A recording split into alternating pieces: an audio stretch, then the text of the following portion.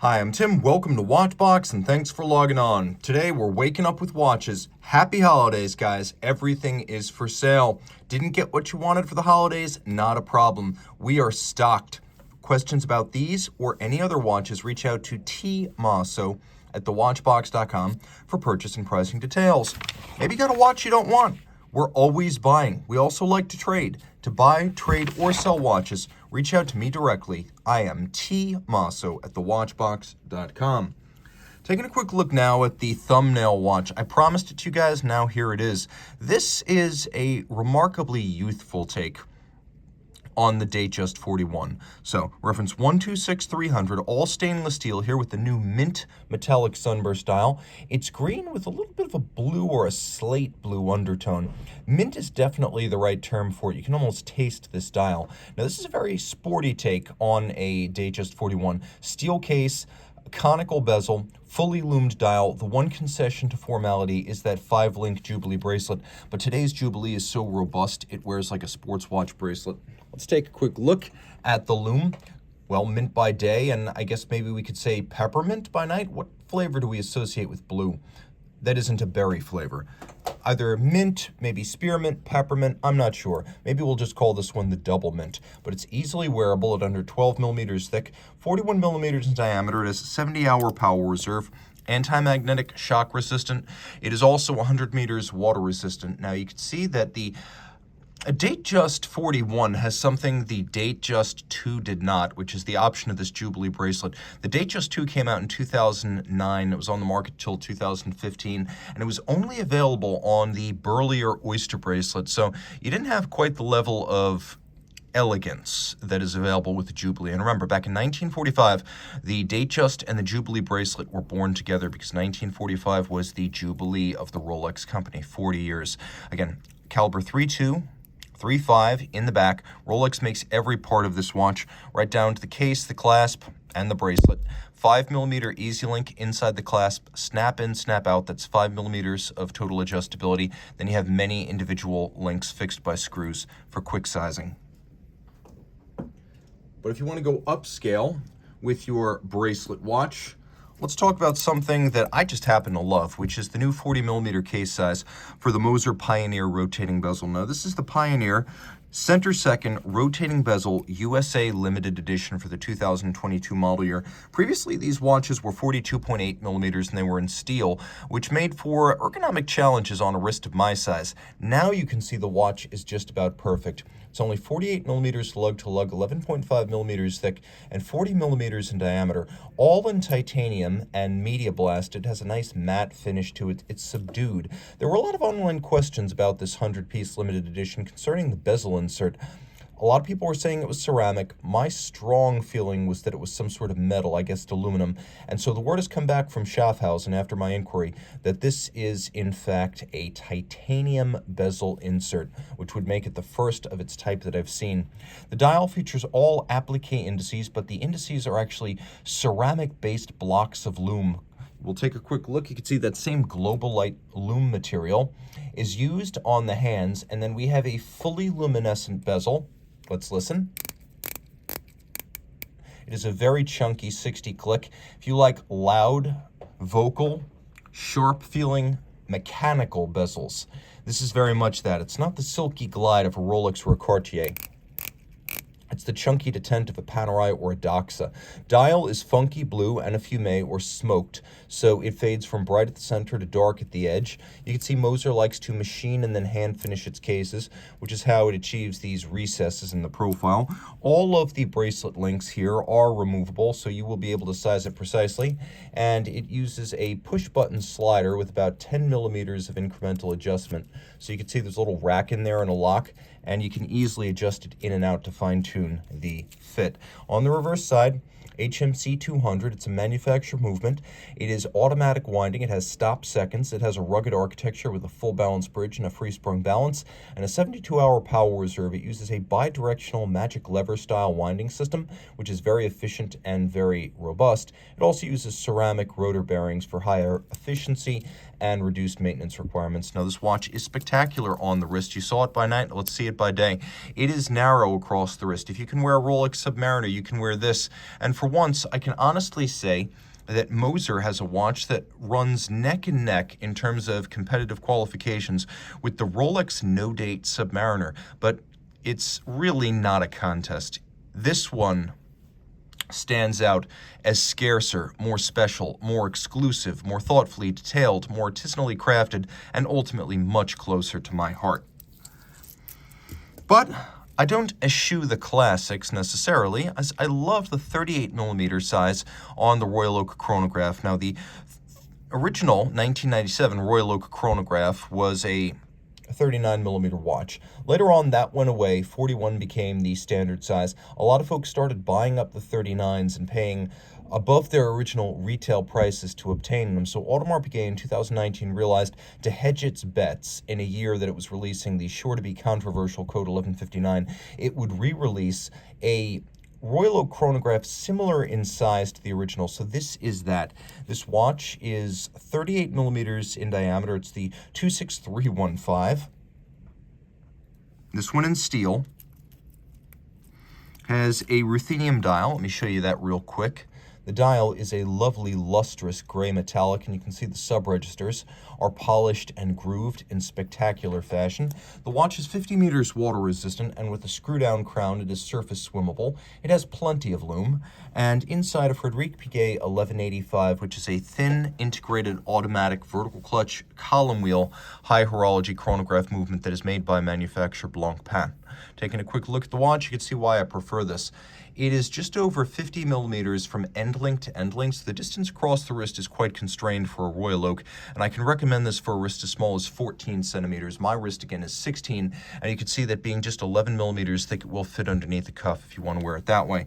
Of course, when you buy a Royal Oak, you're getting a high degree of hand finishing, and just so you know, I'm not always biased in favor of independents and boutique brands. You could see here that the level of detailing on the case, the bezel, and the individual bracelet links is significantly higher than the level of detail rendered on the Moser. So while I love the Moser, you have to recognize that quality takes time, and while the Moser is of high quality, this is extraordinary quality. It takes 9 to 11 hours to completely finish each Royal Oak bracelet in steel, and that is saying something about the effort lavished on every external steel component of this legendary design. But, of course, success breeds imitators. And in 1996, Vacheron Constantin, hiring designers Vincent Kaufmann and Dino Modolo, launched its Overseas, the first modern-era Vacheron Constantin sports watch. The Overseas would go on to spawn a chronograph variant in 1999, a second generation in 2004, and a third generation, which you see right here, in 2016. Now, this is the Overseas chronograph, third generation. It is a sizable watch. At just over 42 millimeters in diameter, one could argue that this is as much a competitor to a Royal Oak offshore chronograph as it is to a Royal Oak chronograph. That said, the solidity on the wrist is distinctly offshore. This feels massive. No standard Royal Oak feels this hefty and reassuring. The build quality is outstanding, the detail is surpassing, and the beauty is self-evident. The case is red gold 5N. The dial is a lustrous lacquered blue on top of a polished metal base. It's an automatic winder with a 52-hour power reserve, a beautifully executed bracelet. This is where you can really compare quite favorably to the Audemars Piguet, as the hollows between the links, the shoulders, all of these things carefully detailed. And notice every single link on both sides of the bracelet removable for fine-tuning the fit. They even throw in an intermediate sized link, but there's more.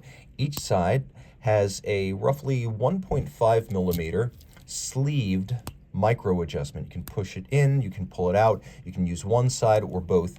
Twin trigger clasp, you can see that it features a twin trigger release when joined. The Maltese cross, the emblem of the brand, and you can see the Maltese cross motif repeating on the links. You can also see that the hollows of the interiors, the links, have been black polished. It's quite impressive. The case has screw-down crowns. It's both highly anti-magnetic to 25,000 ampere per meter and 150 meters water resistant. We have a vertical clutch column wheel chronograph, and a dial that is abundantly luminescent. Now the watch comes with two straps, one in rubber, blue, one in leather, blue, and then there is a quick release system where you just push a trigger and the bracelet or the strap comes off, so you can easily swap. Do this at home, you don't need tools. The movement is handsome, beautifully finished, Geneva hallmark movement, but also Geneva hallmark watch. That's why the stamp is on both the case and the bridges of the movement. The movement also properly fills the case back, which is something I like to see. And the rotor is 22 karat gold, not 21, not 18, not rose gold plated tungsten, the most massive gold used in watchmaking applications here, giving more efficient winding in conjunction with ceramic bearings. Now you can see one of my favorite details, which is that the center of the column wheel, which selects the chronograph functions, actually has a little black polished Maltese cross, and this movement is full of clever detailing, care, and surprises. It really is a very special watch, and again, it's 2 for 1, not just because you can swap between bracelets and straps, but because this really is the answer to both a Royal Oak Offshore and a Royal Oak chronograph. Now, I'm not really sure why we don't talk about Chopard more, or why Chopard rarely enters the discussion when we talk about topics like Holy Trinity and what brand needs to be added in to make it a quartet. Well, here's the thing. While we often talk about the likes of Jaeger-LeCoultre or a Lange und Söhne or something like the Seiko Micro Artist Studio, really, as much as any of those and the boutique independents, the Louis Ulysse Chopard watches should be in the discussion because since 1996, they have rendered some of the most beautiful efforts in the high horology space. So let's start with the basics here. This is the Heritage Grand Cru from Chopard. It is the Grand Vintage, the Great Vintage. You can see satination vertical on the case flanks, welded on lugs, a very fine and thin case that's only 7.9 millimeters thick. It is 38.5 millimeters across. It's about 47 millimeters from lug to lug. The dial is white lacquer. We have hacking seconds and a quick set date, and then you turn it over and you can see that this watch is both a certified chronometer and Geneva hallmark, as Chopard, primarily of Fleurier, also has an office in Geneva so that it can qualify for the Geneva seal. You can see it on the base plate, you can see it on the barrel bridge. We have twin stacked barrels for 65-hour power reserve, a 22 karat micro rotor for automatic winding. All this beats away at 4 hertz. It features a overcoil hairspring made by hand, a black polished stud holder and swan's neck fine adjustment mechanism. There's a little rocker mechanism that engages and disengages as you wind the watch manually. That too is black polished. All screw heads are black polished. The stripes on the bridges are exceptionally deep and grooved. You can see that the beveling is impressive, lighting up obviously from that angle. And then there's engine turning in at least 2 sizes on the base plate with satination on the wheels. So Geneva hallmark and a chronometer. It is a very special watch. And while a lot of form watches, that is non-round watches, wear oddly, this one doesn't. It's very compact. It's short across the wrist. I could recommend it for a wrist as small as 13.5 centimeters circumference, so it's even suitable for a lady. And you can see just how flat it is, easily sitting underneath a dress cuff. It is a fine dress watch from a brand that really deserves more acknowledgement for producing the type.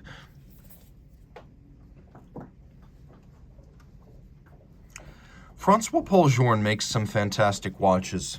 And while I'm not a fanboy, I am a fan, and I think there's a distinction there that needs to be made. I have huge respect for what he does. And there's also an integrity in the way he designs the watches, because he designs them for his own eye and his own taste. He's not trying to hit a target set out by market research or focus groups. He's not trying to pander to popular tastes. It's take it or leave it. My way or the highway with the Chronometre Optimum. And what we have here is the most accurate mechanical watch Journe knows how to make. Now, it launched in 2012 in 2 sizes, 42 millimeters and 40. And whereas I normally like the 40 millimeter case size, this is a 40 right here, more on that in a moment, I really do feel that with the Quantième Perpétuel and the Chronometre Optimum, the 42 allows the dial to breathe better, as all of the many different elements are able to open up and spread out rather than feel crammed and clustered. So here we have the 42 millimeter case, which is just under 52 millimeters lug to lug. The dial is made of white gold. We have polished steel bezels framing the seconds and then the minutes and the hours. There's a power reserve indicator that, as with most Journe watch is described as Chronometre, moves backwards, so what it indicates is the number of hours since winding. So 0 means 0 hours since you fully wound it. Though it has a 70-hour power reserve, for 45 hours it will maintain constant force to the escapement and thus constant balance amplitude for exceptional timing qualities. So let's go through every feature that Journe included in this watch to make it his most accurate mechanical watch. Twin barrels in series. Twin barrels in series offer a more regular torque release than single barrels, even when the power reserve is the same. The remontoir d'égalité, you can see the linear titanium spring, then there's a separate escapement underneath, and every second it fires off a blast of energy accumulated from the barrels that's transmitted through a separate and segregated train down to the escapement. So the spring is what's powering the escapement. It's not the barrels, and that acts as a buffer, so when this is fully wound, it's not going to gallop and gain time, and after 24 or 36 hours, it's not going to slow down and lose time. Constant force means constant amplitude, means constant timing for 45 hours. And as a bonus, because it is a 1-second remontoir, it's able to form the base for a deadbeat seconds display. We also have a scrolling seconds or sweep seconds on the dial.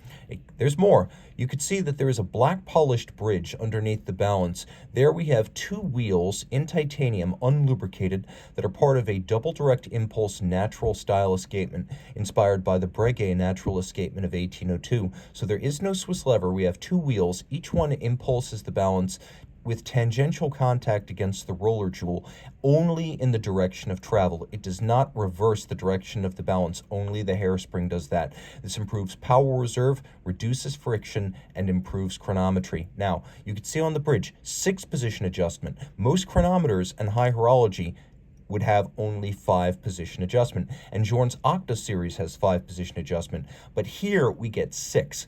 Crown left, crown right, crown up, crown down, dial up, dial down, so there is no position in which all the crap, so to speak, can be hidden.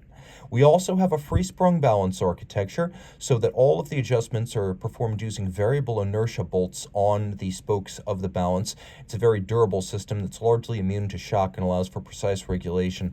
Finally, we have an overcoil hairspring, which has a very centered mass, so in almost any position, it will breathe concentrically, and so gravity will have less of an effect on the timing of this watch. Of course, there's also beauty. We have a solarized crown wheel core. We have solarization on the barrels. We have satination on the wheels. All screw heads, the stud holder, and the bridge for the escapement are black polished steel. You can see that there's mirrored anglage on the edge of the bridges, and the bridges have stripes across their surface. We have at least 2, possibly 3 different sizes of engine-turned perlage on the base plate. And of course, with a white gold dial, a big platinum case, and a solid rose gold movement, this watch has absolutely divine heft in the hand. But let's turn back the clock to the early to mid-2000s. When FP Journe was still establishing the brand, there were quite a few experiments back then. One of them was with ruthenium as an aesthetic element.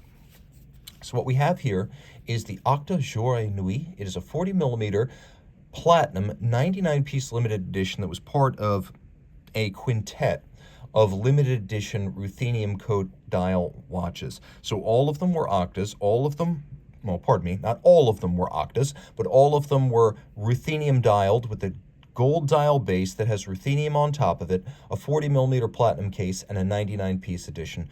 There were both manual wind and Octa automatics in that series. This was one of the latter. Now you can see here that the movement is actually brass. So if you've heard of brass movement FP Journe, this is that. And it's true that they are fairly rare because they were made in the early days when Journe was building fewer watches per year.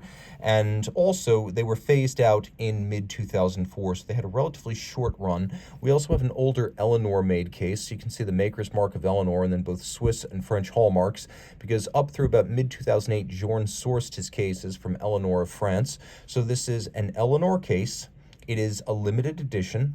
It is a discontinued model. It has a ruthenium-coated brass movement. It has a ruthenium-coated white gold dial. And in case you're wondering why it's called the Journe Nui, you can see that there is a little night and day, Journe Nui, night and day, or I should say day and night en français. And we have that little scrolling day-night display. The watch is rated to 120 hours of power reserve, though in truth it'll run for about 160. I like the attention to detail. As you can see, the double-digit date features discs that are the same ruthenium tone as the coated white gold dial and the coated brass movement. You can see a 22-karat guilloche cut grand doge or barley corn pattern on the rotor. Here's another feature that was later discontinued. You can see that the watch has a 02 right next to the reference, which is A. So 02 was the year the case was made. About mid-2005, Journe stopped stamping the cases with the case year of manufacture. Once again, this is a 40 millimeter, so it's a little bit smaller than the 42 you just saw. It's also got a bit of a darker, sportier look to it. And you can see that the ambiance and the character on the wrist are entirely different.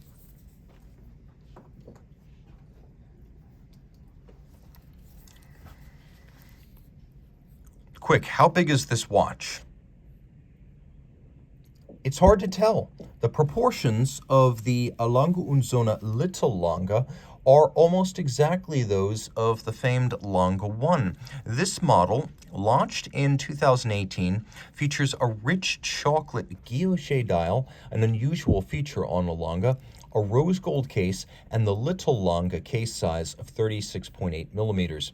Now you can see quite a bit of impressive rose lathe work was rendered on this dial, and this is the real thing. This is not stamped guilloche. We have a little pusher adjuster for the double-digit date. We have a hacking seconds function. We have a power reserve indicator for the manual wind, 3-day power reserve.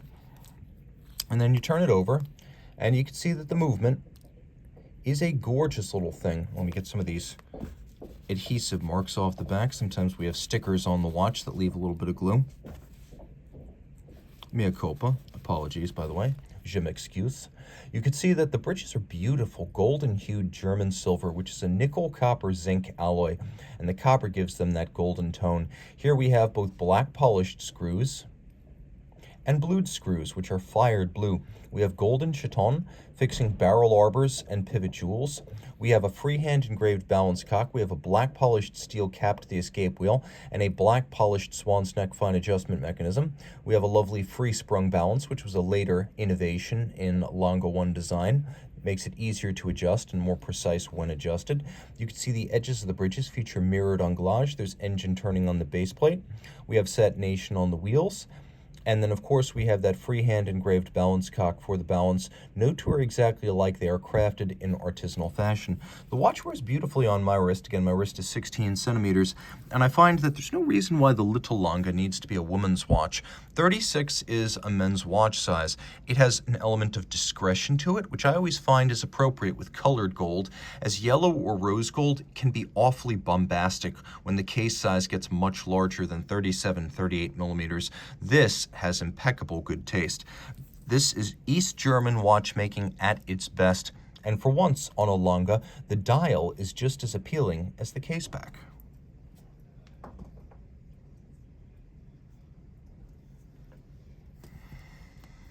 We've had a lot of dress watches in the last few examples. We started with sports watches, and let's get back to that for a minute. In 2018, Blancpain launched this 500-piece stainless steel limited edition. It's the 50 Fathoms bathyscaphe, date 1970s. And the idea here is that it channels some of the design of 1970s Blancpain divers. It's based on the bathyscaphe, so steel 43 millimeters, and it features a date complication with a spectacular sort of desert Sahara sand sunburst fume dial. And it is a fume dial. As you can see, it's light at the center, darker at the edges. There's a lot going on. You can see there's an overlapping flange outboard with a metallic grain that features Arabic numerals for the minutes and seconds. We have hybrid syringe baton hands for the hours and minutes. We have little applique indices that light up dramatically. We have a 120 click bezel with a ceramic insert. Let's listen. Has a very positive action. It's very gritty and mechanical. Again, not the silky slide of a Rolex, but also not the enormous chunking action of a Doxa or the Moser we just saw, or a Panerai submersible. It's still a 120 click action. Now we have a day and a date, screw down crown, 300 meter water resistance, and you can see that we have the ability to quick set the day and the date, or just the day individually. There is a hacking or stop seconds function, and we will quickly explore the loom. As you can see, there's plenty of it. All three hands loomed, which I like, because it's nice to be able to see whether your dive watch is running at night and in the dark of the depths. You can see there's a luminescent pearl on the bezel, which can be used to line up with the minute hand as a timing instrument. On the reverse side, we have caliber 1315 DD for day date. So it's everything we love about the caliber 1315, from the mile-wide anglage, which you can already see here, to the 3 mainspring barrels and the 5-day power reserve, the free-sprung balance adjusted in 6 positions, the anti-magnetic silicone hairspring, and the glorious spiral satination across the bridges. It is quite impressive. It is a 6-position adjusted watch, which means, once again, no place for all of the bad stuff to hide. It has to be adjusted in all 6 standard positions. There's solarization on the ratchet wheel, black polish on the screw heads. The screw heads are also chamfered. If you look in detail, you can see beveling is carried out on their slots as well as their circumference. Then we have 3 finishes on a blackened white gold winding mass. There you can see just how broad these bevels are. This is truly special stuff, equally the equal or superior of what you'll find on that other Valet de Jour giant dive watch, the Royal Oak Offshore Diver. 500-piece limited edition, individually numbered, very distinctive. And you can see a no-guard profile, which makes it easier to access the crown. It is a big watch, and I'd probably recommend you have a wrist of my size or larger to wear it. That said, it's not excessively thick, and you can imagine it easily fitting underneath this sweater cuff. The strap is a lovely piece, wonderfully rustic leather. It's got pores, it has marks from the original animal hide, has a little bit of a distressed grain to it. On the bottom, though, you can see it is a brand new Blancpain factory strap. It's got a nice 1970s weathered aesthetic to it within and without.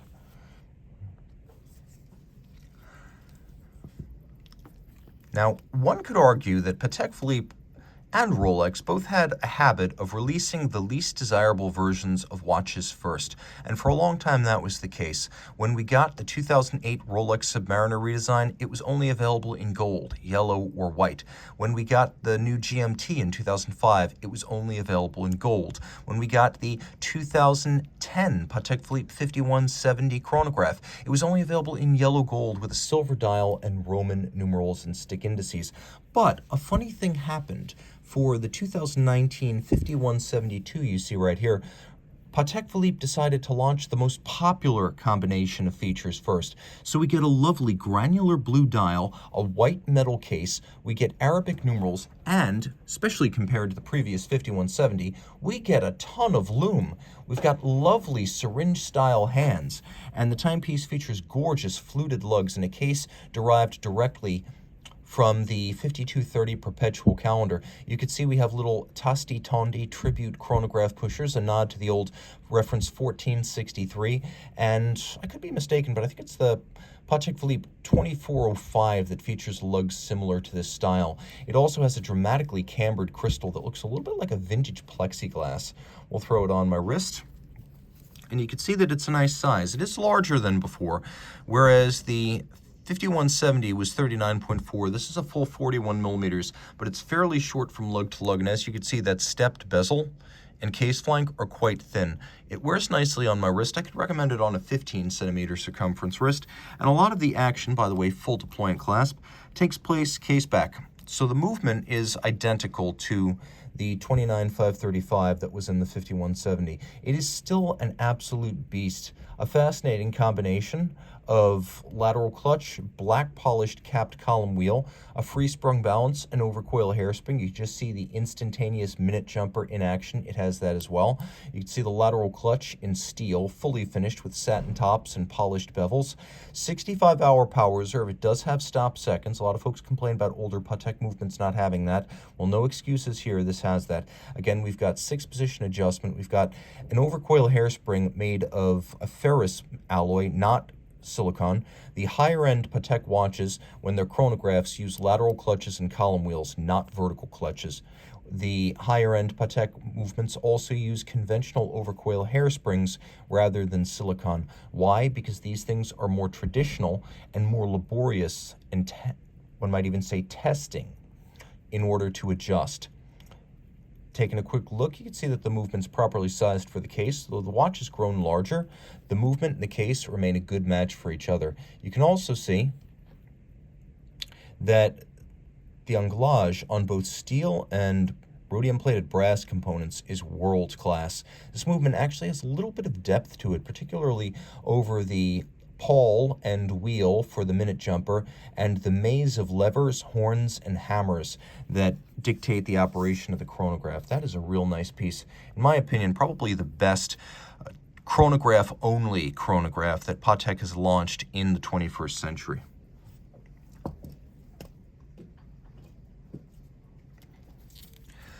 We talked about why Chopard might be underrated when top-level horology is discussed, but that goes double, maybe triple for Breguet. I can't think of a company that's more heavily invested in craft arts, from enameling and marquetry to guilloche, gem setting, and all of the traditional handcraft elements that go into making a high horology watch. What we have here is the Classique Tourbillon 5-day power reserve. This is the 5317. It's 39 millimeters in platinum. The lugs are welded on. The case is cold rolled and hand finished. A laborious way to make a watch. The strap fixed with screws, bars, and set screws for security.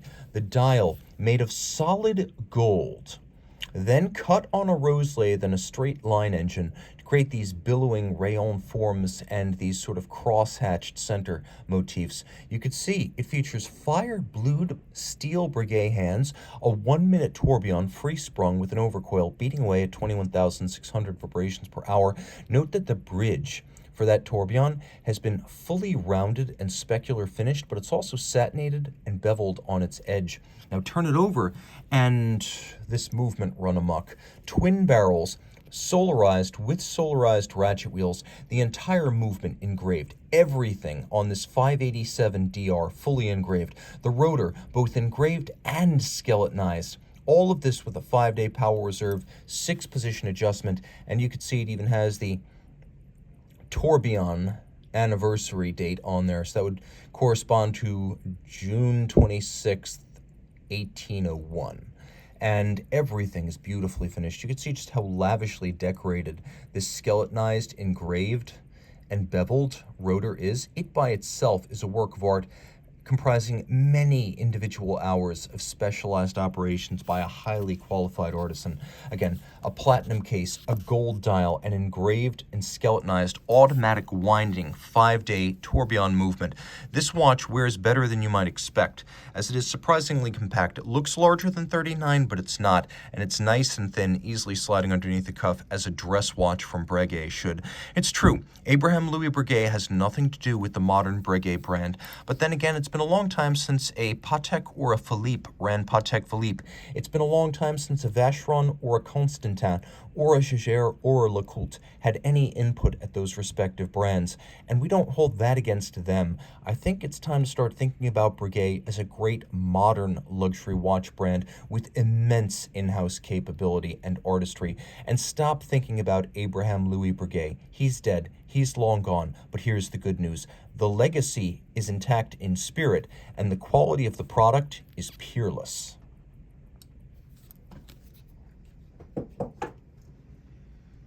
But any episode of this show that includes a Lange Zeitwerk has to end with the Zeitwerk.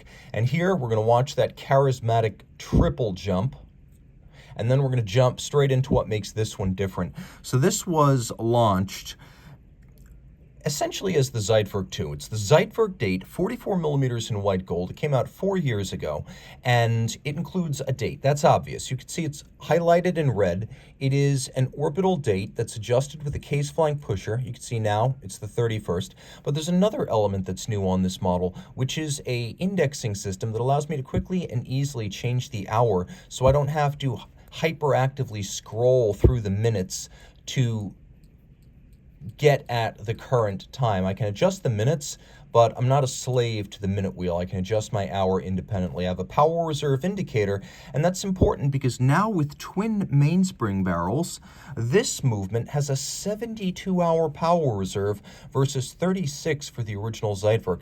And my gosh, what a barrel cap. Look at the double solarization and then black polishing of the screws. And then we have blued screws, and we have German silver bridges, and we have perlage in 2 sizes and freehand engraving here and here. We have a bridge for the remontoir system that is now straight. It used to be a little kinked, almost as though there were packaging constraints that the designers couldn't overcome. Well, we have a second locking lever here. We have 2 third wheels with a hairspring sandwiched between them.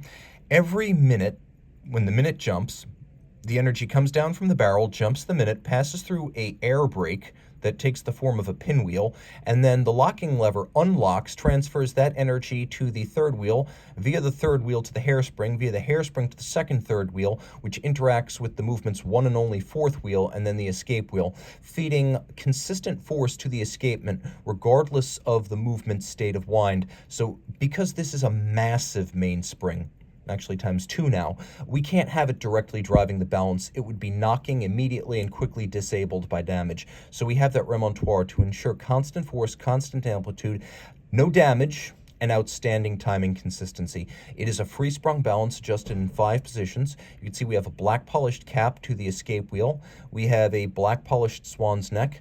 We have a satination on the top of the remontoir bridge, but then mirror beveling on its side. It is surpassing. Overcoil hairspring, an enormous balance, beating weight 18K. It is the best of everything. It has that aesthetically pleasing 18K beat rate and everything exhausting superlatives. The watch is 44 millimeters in diameter, but it's no thicker than a standard Zeitwerk, so it's going to wear quite similar. It is broad. I could wear it. I would wear it. So I'd say a 16 centimeter circumference wrist or larger.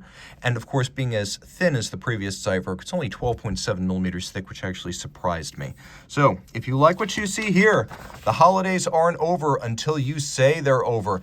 Get the gift you really wanted. Reach out to Team Mosso at thewatchbox.com for purchase and pricing details.